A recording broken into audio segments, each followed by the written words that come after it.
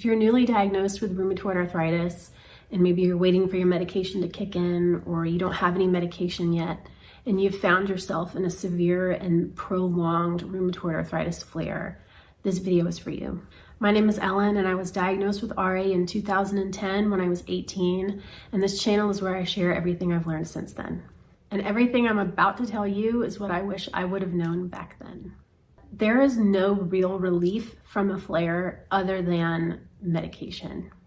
The flare is either going to kind of do its thing and go away on its own, or it's going to need to be stopped by something like a steroid. Nothing that's over the counter is going to help you in the way that you're hoping it's going to help you. However, you can think of it like making a lasagna.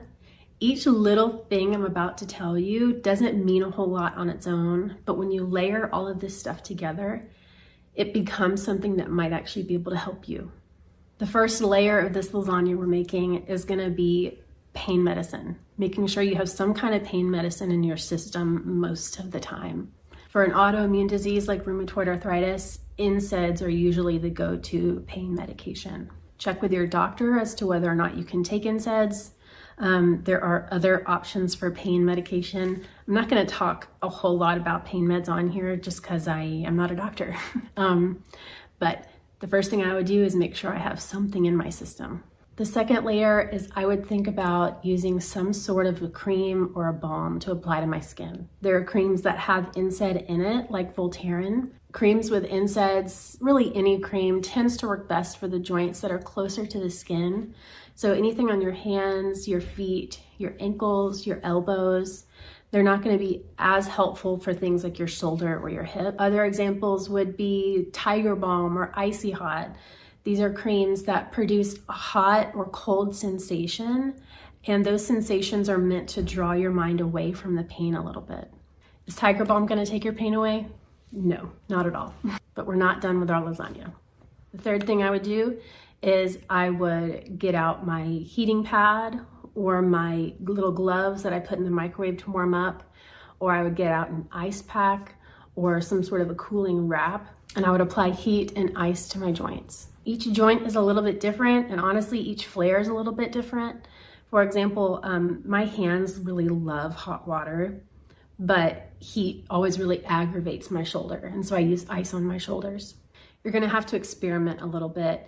And remember with all of these things that these relief tools are meant to give you relief. And so if it's making it worse or it's not helping you at all, stop doing it. The next little layer is what I call editing my space. Let's say it's the end of the day and I am buckling in for another night of agony. I'm either going to be on my couch or in my bed. You know that when your joint is in a flare, there are very specific angles that feel better than others. And if you're trying to get to sleep, you're gonna need help keeping your joints in those positions that feel good.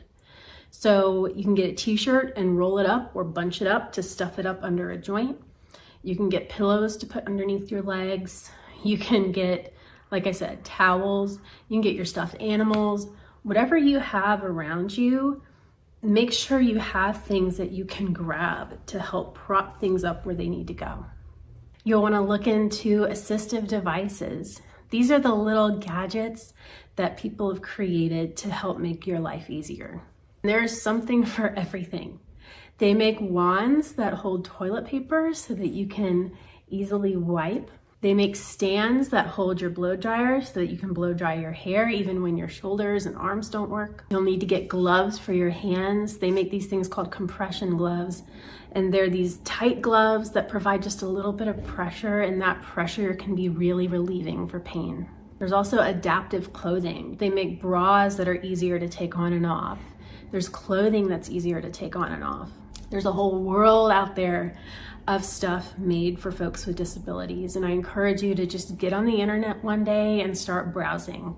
Some of it's expensive, and so it's going to take you probably years to build up a good collection for yourself, but I would encourage you to invest $15 or $20 a month if you have it to get something new, because these things are going to make a difference for you.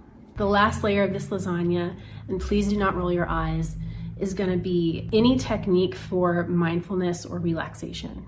This is stuff like meditation. My personal favorite is ASMR.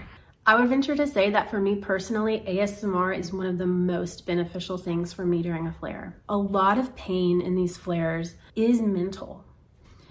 And I'm not saying that it's mental, it's all in your head, it's not real. That's not what I mean. The anxiety of a flare can raise your perceived pain levels. The stress of a flare can raise your perceived pain levels. Just the tension that you're holding in your body can raise everything and amplify it. And so you've got to find a way to calm yourself down. Sleep is like the #1 most important thing that you have to work for if you have a chronic illness. And I encourage you to pick one of these techniques like meditation or these mindfulness practices. You can close your eyes and pretend you're on a train, and you can go anywhere in the world on your little train, and you can think about the sights and the smells and the feelings. And eventually you'll come to a moment where you're like, oh, I kind of forgot about my flare for a second.